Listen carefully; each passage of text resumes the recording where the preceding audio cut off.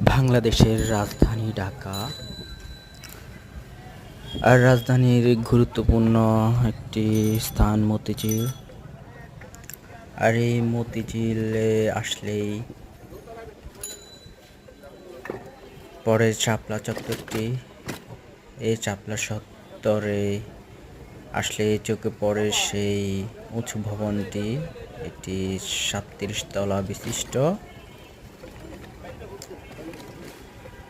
এখানকার শাপলা চত্বর বিখ্যাত একটি দর্শনীয় স্থান হিসেবেও পরিচিত আছে। এখানে কয়েকটি রাস্তা সংযোগস্থলে একটি বিশাল শাপলা চত্বর ভাস্কর্য রয়েছে। আর ভাস্কর্যটি ঘিরে রয়েছে একটি সুন্দর পড়া। কাছে রয়েছে সোনালী ব্যাংক, বাংলাদেশের প্রধান ব্যাংকের প্রধান কার্যালয়।